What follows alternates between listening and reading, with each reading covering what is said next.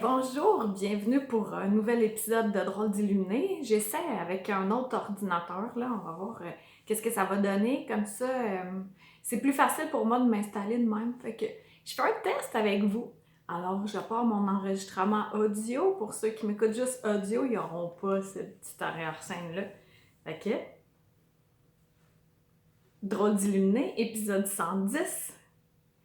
Bienvenue officiellement à cet épisode-ci. J'avais vraiment hâte de vous l'enregistrer parce que j'ai eu des beaux cadeaux là, la semaine qui a passé. J'en ai eu des cadeaux très difficiles dans le sens où il a fallu que je prenne des décisions d'affaires.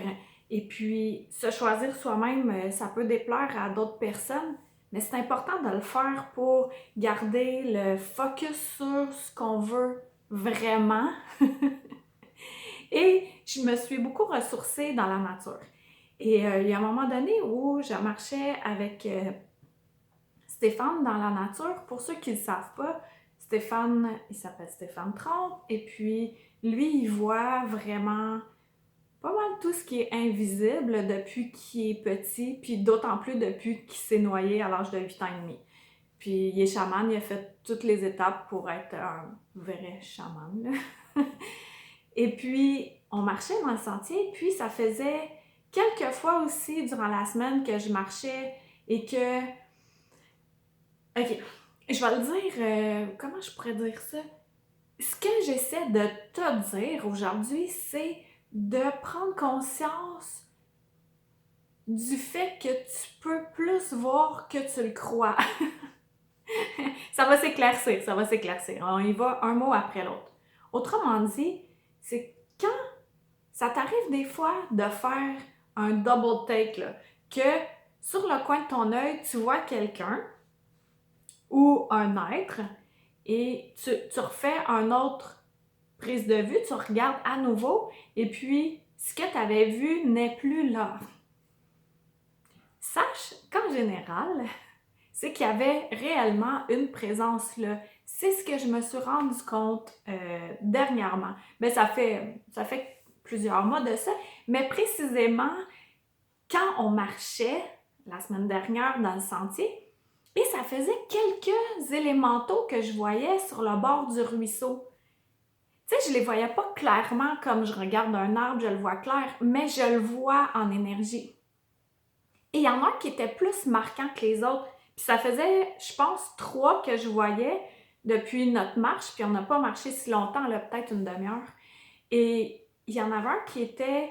euh, c'était vraiment beau, là. C'est le ruisseau, il y a un sentier, il y a le ruisseau, et il y a des arbres, et il y a les branches d'arbres, tu sais, qui sont dénudées, qu'on voit, et puis après ça, il y a l'eau, c'est vraiment de toute beauté. Et puis, sur une de ces racines-là, comme une souche racine, ben il y en avait un, clairement un. Puis là, je me suis dit, j'ai demandé à Stéphane, hey, tu sais, j'ai pointé la souche et j'ai dit, est-ce qu'il y a un esprit de la nature là? Puis là, il m'a dit, dans la souche, là, sans, lui, il pointait pas. Puis là, je dis, ouais, exact. Il dit, ouais, il y en a un. Fait que là, moi, j'étais vraiment contente. Puis là, ben, j'ai regardé à nouveau, mais là, je le voyais plus, mais je savais qu'il était là. Puis j'ai dit, ben, allô? Puis là, Stéphane m'a dit, là, il est parti en dessous des racines dans son monde, là. Fait que là, je dis, est-ce que je l'ai insulté? Il dit, ben, c'est rare qu'ils se font voir. Fait que oui, ça, ben, peut-être pas insulté, mais ça y a fait un peu peur. Fait que là, il dit, surtout de pointer, c'est parce que en pointant, on envoie de l'énergie directement à l'être en tant que tel. Et puis, eux, ils ont une conscience. Donc, il faut rester poli. C'est comme si je pointais des enfants ou des adultes. Tu sais, ça se fait pas, là. On fait pas ça. Fait que Stéphane me dit, en général, le meilleur moyen pour saluer des élémentaux, des esprits de la nature, si tu veux les saluer avec un geste, c'est les mains ouvertes. Comme ça, on projette pas de l'énergie en pointant.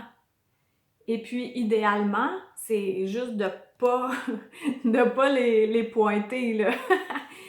Puis, mais j'ai trouvé ça intéressant parce que c'est un monde qu'on connaît pas tant, mais qu'on côtoie beaucoup, là. Là, c'est printemps-été, le jardinage, il y a beaucoup d'esprits de la nature qui sont tout près de nous pendant qu'on jardine. On est plus en contact avec la nature l'hiver. Puis, c'est de rester à l'affût de ça. Et j'en parle dans mon livre Anya à la rencontre de l'invisible, le roman spirituel basé sur une histoire vécue. Et puis, pour les percevoir davantage, on doit être là, beaucoup au moment présent. Ça, c'est bon pour tout, d'être au moment présent. Et puis, d'y aller avec un très, très grand respect. C'est de se placer, puis même de demander si on veut passer sur un territoire, dans une forêt, puis que à l'intérieur de nous, on fait je suis pas sûre que je suis la bienvenue, là. C'est vraiment de se replacer au moment présent, bien centré. Et là, par télépathie, on demande si on peut accéder. Et on attend la réponse. À l'intérieur de nous, est-ce que ça ouvre ou ça ferme? Est-ce qu'on sent qu'on est les bienvenus ou pas? Et si on sent qu'on n'est pas les bienvenus, l'idéal, c'est de rebrousser chemin puis marcher ailleurs. Parce qu'on ne va pas chez les gens sans être invité. C'est la même chose.